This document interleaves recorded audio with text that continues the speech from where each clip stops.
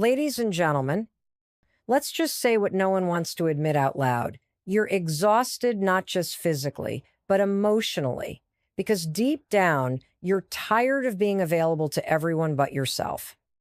You're tired of replying instantly, showing up when you don't want to, stretching yourself thin because you're afraid to disappoint someone else.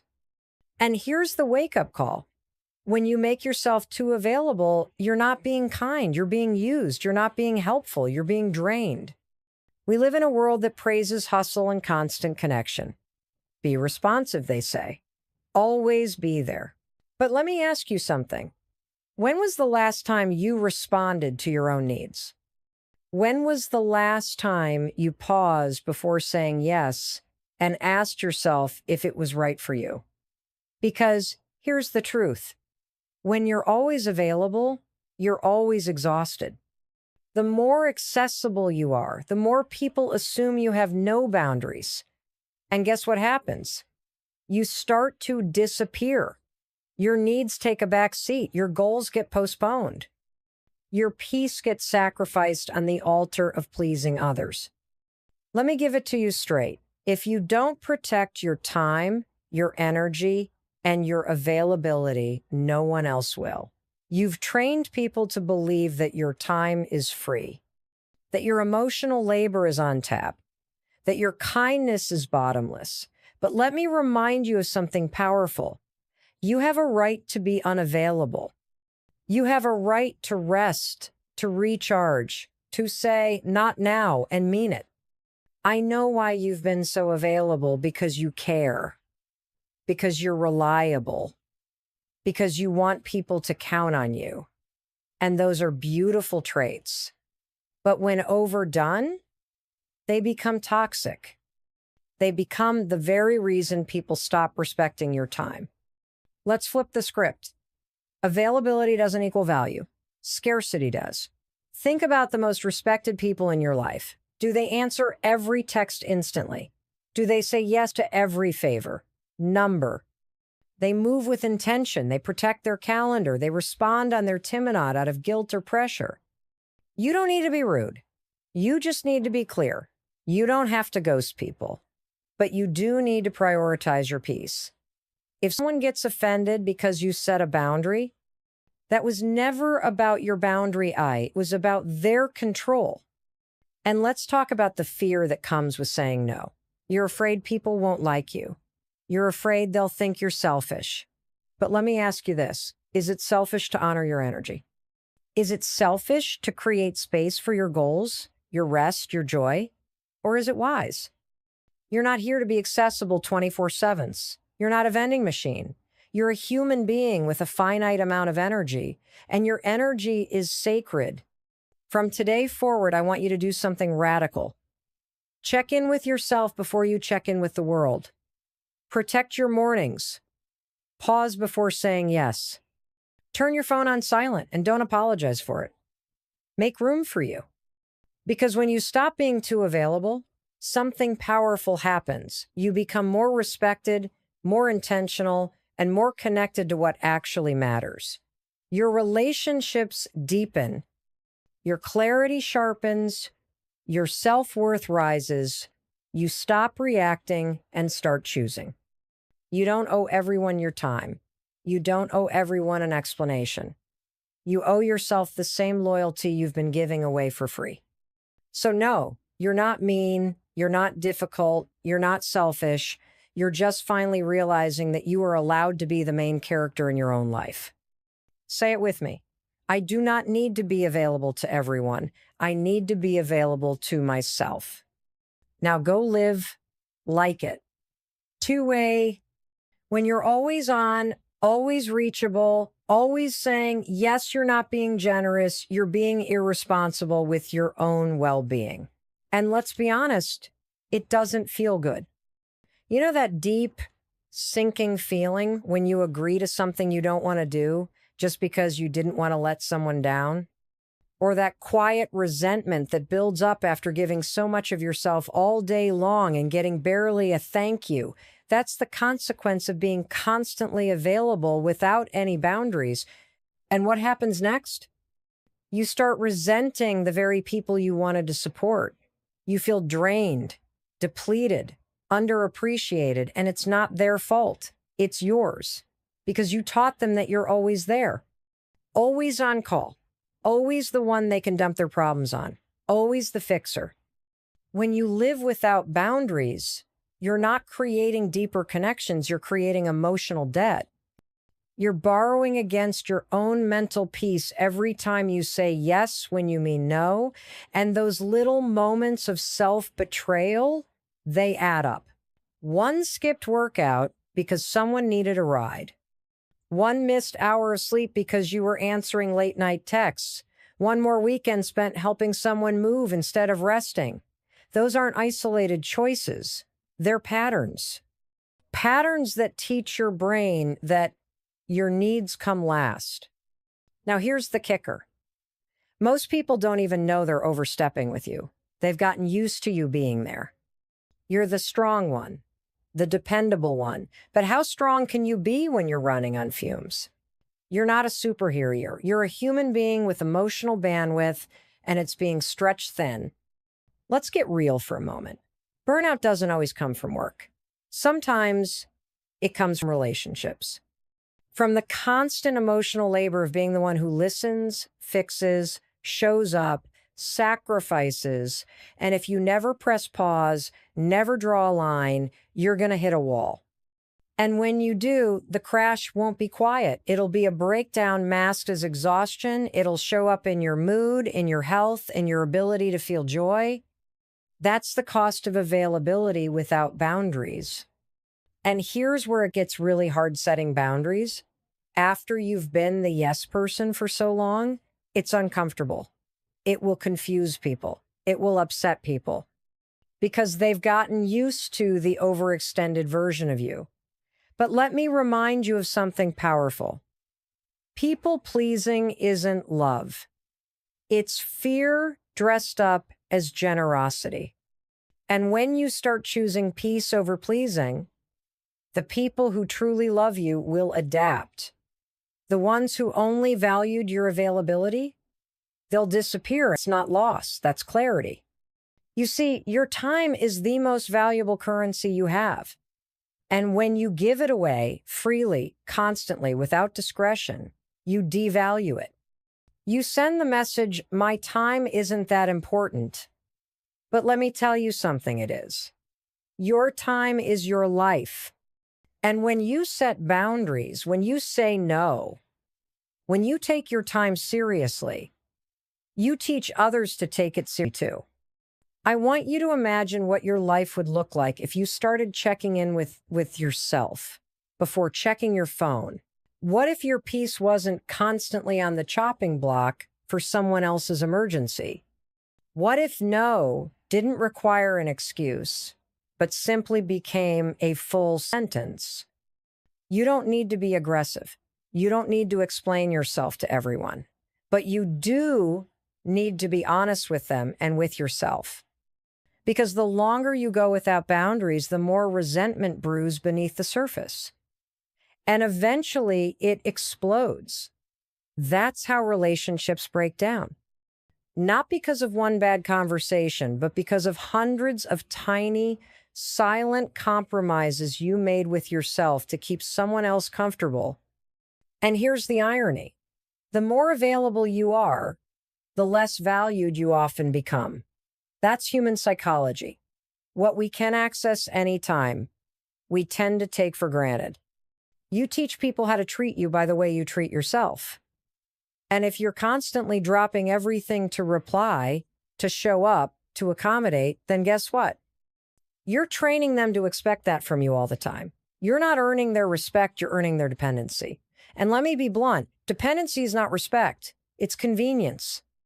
And there's a big difference between the two. Respect doesn't come from being the most available person in the room, it comes from being the most intentional.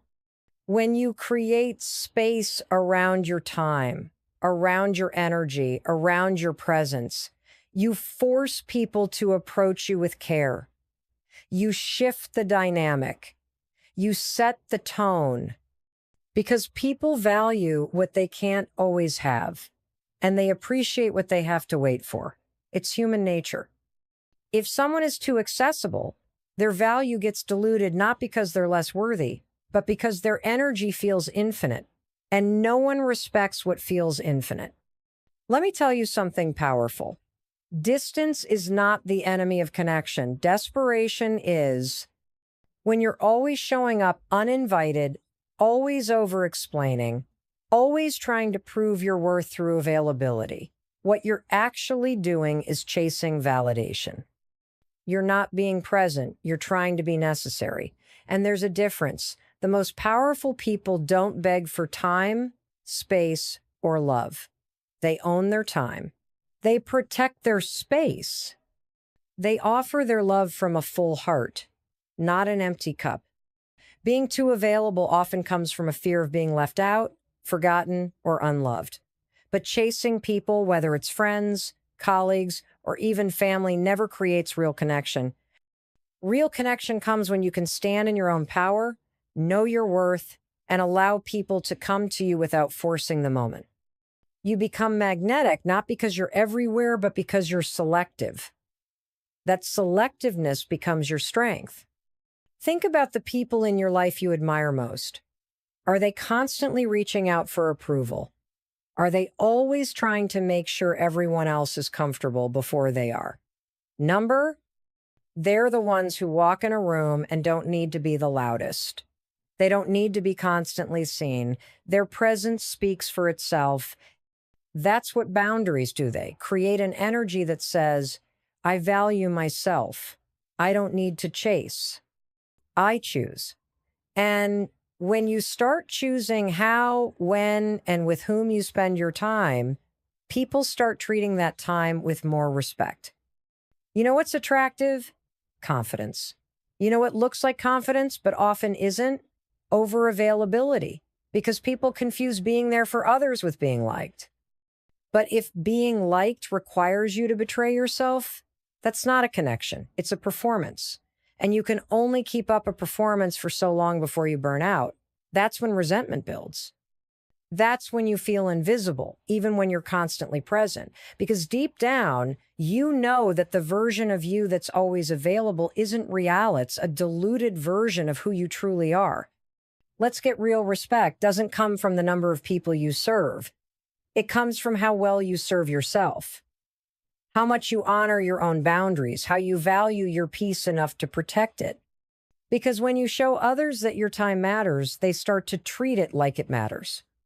When you stop rushing to answer that text, when you stop saying yes to every coffee invite, when you stop being the default fixer, you create space for people to actually miss you, to value you, to meet you halfway. You are not here to be available for every ask, every emergency, every whim of the people around you. You are here to live intentionally, to create, to rest, to enjoy your own presence. And sometimes that means not replying, not showing up, not over-explaining. That silence, that space, that's where respect is born. That's where self-worth grows. When you prioritize yourself, you stop asking others for permission to be who you are. You stop looking outward for validation and start turning inward for clarity. And that is where real strength lives. It lives in the quiet decision to stop explaining yourself, to stop over-justifying your boundaries, to stop making other people comfortable at the expense of your peace. When you finally put yourself first, you stop running on empty trying to fill everyone else's cup, and you realize the most powerful version of you is the one that doesn't need to be everything to everyone. There is this lie we've all been sold, especially those of us who were raised to be nice, to be helpful, to be good. The lie says, if you're not constantly available, people will stop caring. If you don't jump when someone calls, you'll lose connection. But let's pause and break that down. Real connection isn't conditional on your availability. It's not based on how many times you say yes. It's built on authenticity. It's built on showing up as the full version of yourself, not the watered down version that always sacrifices, always bends, always breaks just to keep the peace. The truth is, people respect the energy you respect. If you're constantly giving away your time like it's free, you're teaching people to treat it that way. If you're constantly putting yourself last, don't be surprised when others do the same. That's not a reflection of their character, it's a reflection of the standard you've set. And if you want to change how people treat you, it starts with changing how you treat yourself. It starts with saying, I matter, my peace matters, my rest matters, my goals matter. There's a moment when you realize that self-prioritization is not selfishness, it's self-preservation. You cannot continue to pour into everyone else while ignoring your own needs and expect to feel whole. You can't say yes to everyone else without eventually saying no to yourself. And when you do that long enough, you lose touch with who you really are.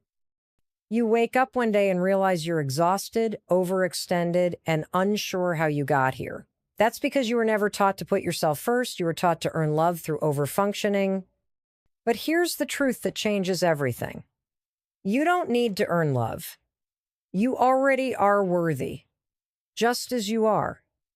Even when you say no, even when you don't answer the phone, even when you choose rest over responsibility, even when you disappear for a bit to find your balance again, you are not less valuable because you chose you. There's something incredibly powerful about reclaiming your energy. When you start to step back, even just a little, you gain perspective. You realize who shows up for you when you're not constantly available. You see who respects your time, your space, your growth. And on the flip side, you also see who is just using your availability as a crutch. And I know it hurts. It hurts to realize some people liked you better when you were exhausted, when you were always on, always yes, always giving. But that pain, it's temporary. And it's worth it. Because what comes after that pain is peace. What comes after that clarity is freedom. The people who truly see you, truly value you, they will never require you to abandon yourself. They won't flinch when you set boundaries. They won't disappear when you stop overfunctioning. In fact, those are the people who will lean in, who will match your energy, who will honor your space. That's the tribe you want. That's the circle you protect. Now, here's the shift. When you stop being overly available, you start becoming more powerful. You start showing up for yourself in ways you never did before. Your mornings become more intentional. Your mind becomes more clear. Your goals feel more aligned. You move from reactive to proactive. You start creating instead of just consuming. You become less about pleasing and more about purpose. There's a point where you realize that your constant availability isn't a badge of honor. It's a silent cry for validation. It's you saying, please don't forget me. Please see me. Please need me. But that's not power. That's fear in disguise.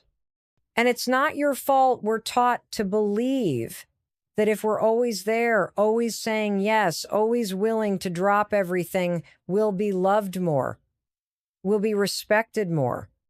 But that's not how respect works. That's not how love works. And that's not how you build a life rooted in strength and authenticity.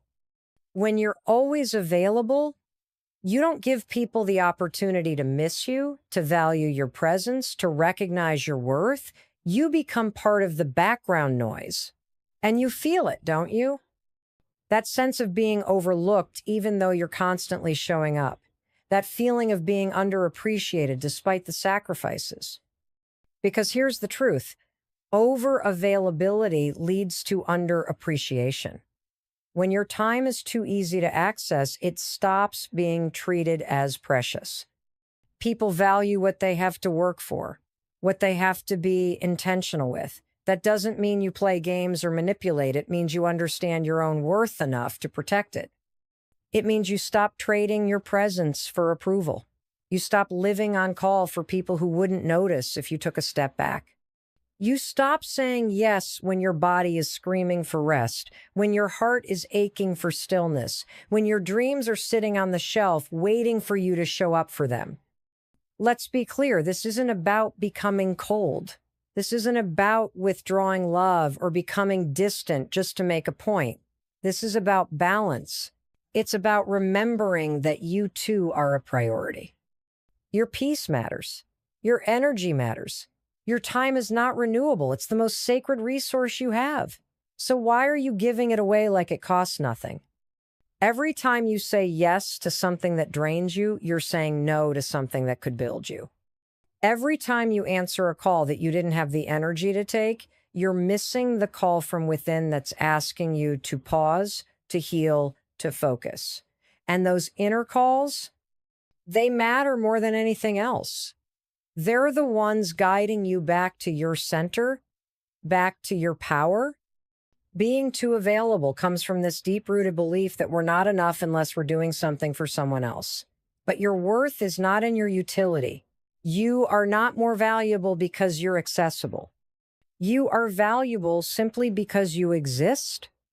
Full stop. You don't need to prove anything to anyone by sacrificing your sanity, your schedule, or your soul. You don't need to show up for everyone if that means not showing up for yourself. In fact, the most powerful people you admire, those grounded, calm, confident people, they're not overextended. They're not everywhere. They're selective.